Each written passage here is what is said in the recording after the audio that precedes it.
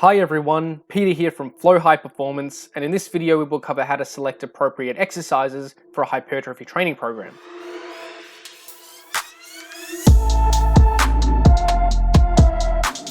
So what makes an effective exercise for hypertrophy training?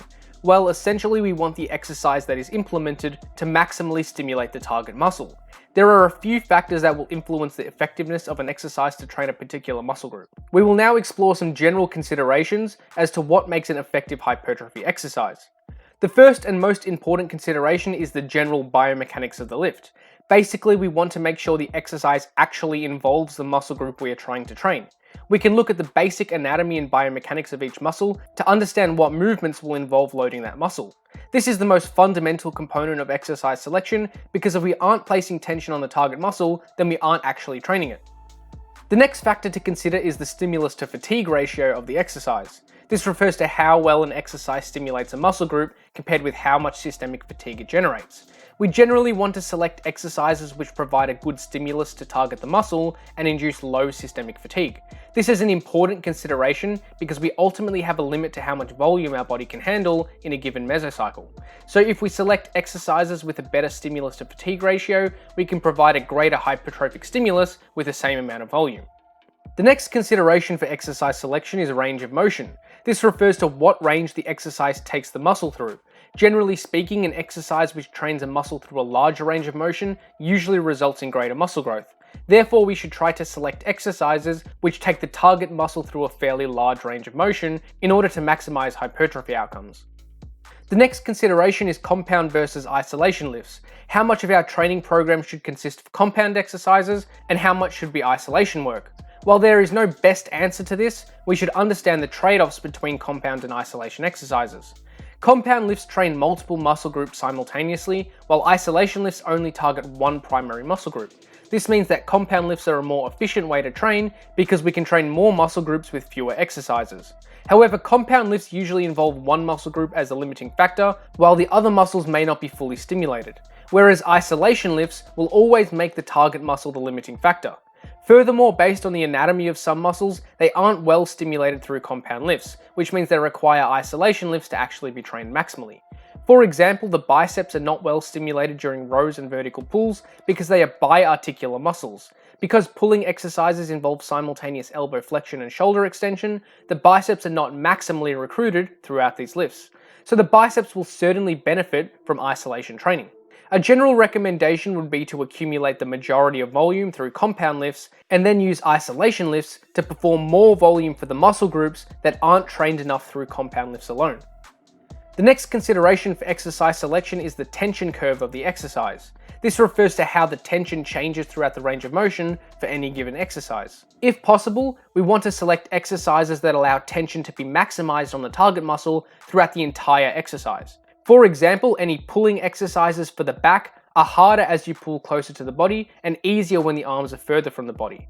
This means that we may want to select exercises that allow the movement to be slightly easier at the end of the lift and harder at the start of the lift. Exercises like T-bar rows, landmine rows, or specialty machines allow the exercise to be harder when the arms are extended and easier when the arms are brought towards the body. Another example is the dumbbell chest fly compared with the cable chest fly.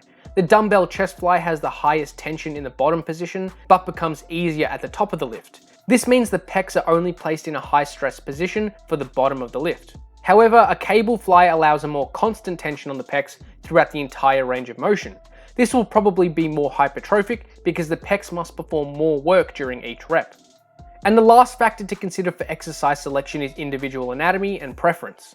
Each person has a slightly different anatomical structure, which may make some exercises more or less suitable than others. Some exercises may cause joint pain or discomfort for one person, but feel completely safe for another. Some exercises may also be more or less stimulative for a particular muscle group for some individuals.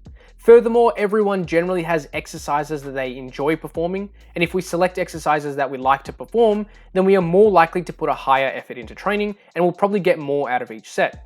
Therefore, if a few exercises are relatively comparable, trainees should select the one that suits their anatomical structure and that they prefer to perform. Continuing with our example from the previous videos, let's now implement some exercises into our training program. As we can see here, the upper body will be trained on days 1 and 3, while the lower body will be trained on days 2 and 4. However, the emphasis of each session will be slightly different. Day 1 will have a chest, tricep and front delt emphasis by implementing more pressing movements, while day 3 will have a back, rear delt and bicep emphasis by implementing more pulling movements. Similarly, day 2 will have a quad emphasis by implementing more exercises for the quads, and day 4 will emphasize the glutes and hamstrings by implementing more exercises for them. So for day 1, we have selected the incline barbell press, seated cable row, dumbbell overhead press, cable chest flies, cable pushdown, and EZ bar curl. For day 2, we have selected the back squat, back extension, leg extension, and standing calf raise. For day 3, we have the barbell row, incline barbell press, lat pull down, reverse fly, EZ bar curl, and cable pushdown. And for day 4, we have the stiff leg deadlift, leg press, leg curl machine, and standing calf raise. It should also be noted that this program avoids performing multiple heavy compound lifts in each individual session. For example, we don't have the back squat and stiff leg deadlift on the same day, as this will induce more fatigue on the accessory stabilizer muscles and limit performance on the subsequent exercise. Furthermore, performing multiple heavy compound lifts in the same session will require very long rest periods and may make the training session impractically long. Now that we have the exercises in place, we can establish the volume for the training program. Thanks for watching, and hopefully you got something out of this video. Remember to subscribe if you haven't already.